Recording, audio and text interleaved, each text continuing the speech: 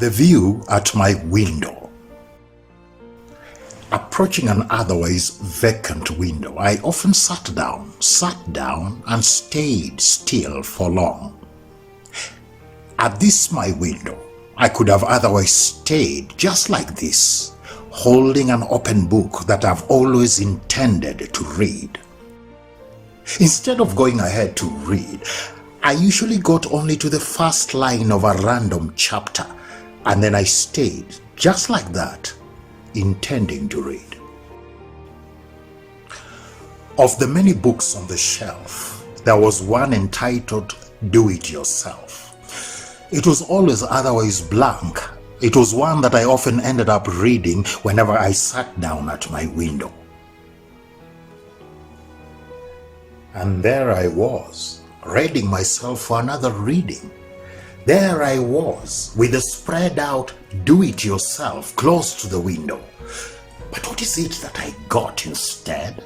The flapping of a fluttering bird. Instead of flapping and carrying the bird away, the feathers were humming. The pointed beak came back and back again, kissing and kissing the window opener. And instead of reading, I just stopped dead. Then I thought, what a moment, impossible to forget. What a good place to begin.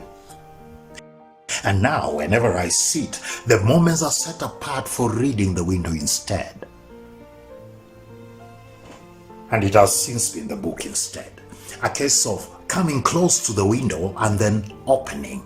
Close, ever so close, just in case of a nearby happening and of those that happen to be just beyond.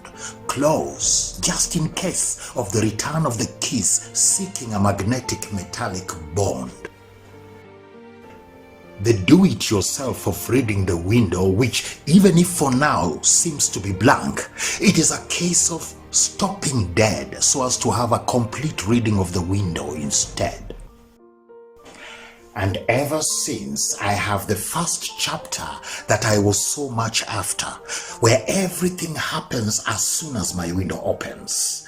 And there, to be close, ever so close, until the window is closed.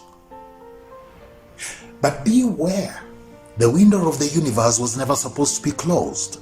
Perhaps I had to be reminded that my book of life was always meant to be open-minded.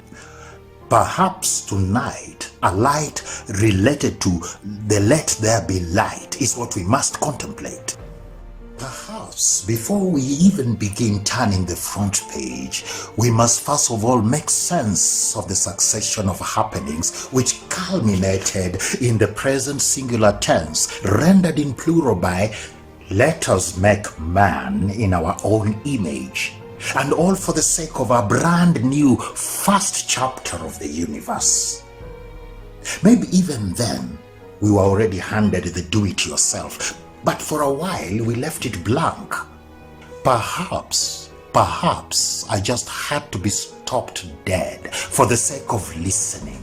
Stopped dead maybe because I had once been kissed and then a back-to-back kiss immediately followed, only to find I was no longer close to the window. Where there was once a maker, there is now a succession of breakers.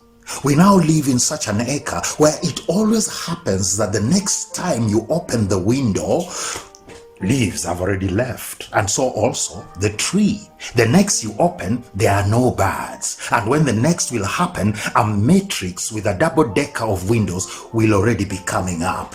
And then, when you next try to open the window, it will no longer happen. Maybe have been full of fluffy feathers, which instead of harming, they have been leading me farther and farther away from the window, farther away from the caretaker mandate of the forefathers.